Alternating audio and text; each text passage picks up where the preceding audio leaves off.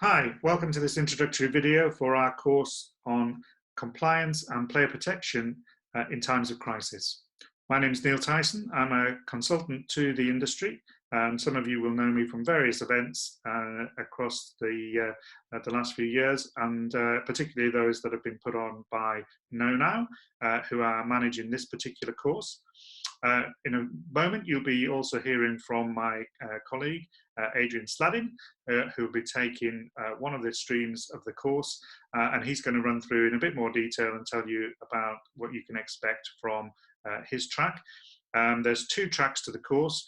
Mine will look at the compliance, and Adrian will concentrate on the kind of the player protection ethical strand. And so we're hoping that these sessions will be quite interactive, much more than just an online course. We're going to actually get you to do some work as well. So you can expect to have input into those, but we want this very much to be kind of live sessions with interaction where you can actually ask us questions as we go through as well. So this isn't just about watching a series of videos. We hope you very much enjoy the course. I'm going to hand you over now to Adrian so that he can run through in a bit more detail the sessions that he's going to run. Thanks, Neil. That's really helpful. So yes, Adrian Sladdin, I've been working with the gambling industry for the last 4 years, so some of you will know me quite well. If you don't, I'm going to be looking mainly at player protection in times of crisis. And I'm going to be revisiting our theme, what is our social responsibility?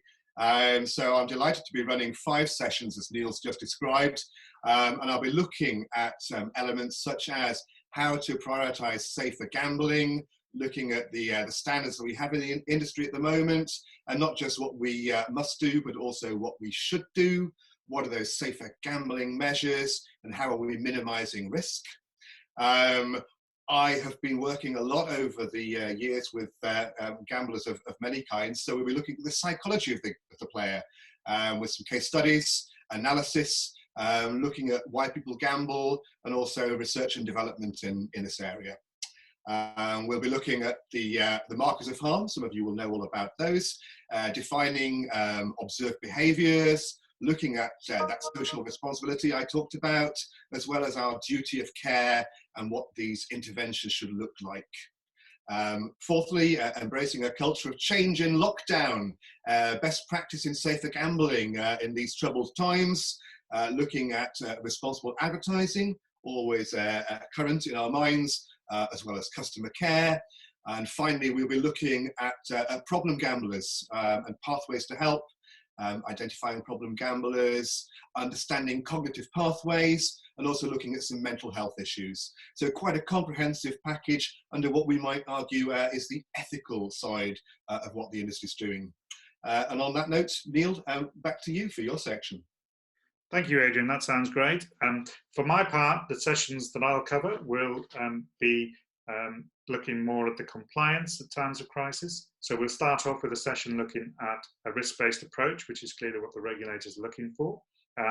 We'll look at, as well as that, from an operator and customer level, but we'll also be focusing around some of the new and emerging risks and making sure that we've got a clear view of those.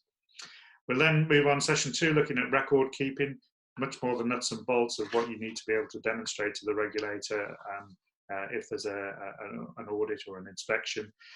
Looking at what effective training plan and monitoring and review, all of those key elements. What does that actually look like? We'll then look at a bit more broader theme in session 3, looking at balancing the compliance requirements, the ethical requirements, and commercial drivers as to how we bring all that together into a holistic program. Session 4, we'll look at roles and responsibilities.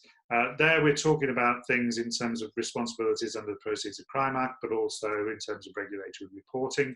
But we'll also be looking at data and new technology as a way of streamlining some of those processes. And finally, we'll be looking at a session that looks at third-party risk management. So this is something that doesn't get covered often, but is actually there in the requirements to know where your money is coming from, not just in terms of customers, but also through your supply chain and through maybe partners or investors. So that's another important aspect that we'll be looking at. So that gives us in total our 10 sessions, which we hope you will enjoy and find useful. So thank you very much. We very much look forward to welcoming you to the course, and we'll see you soon. Thank you.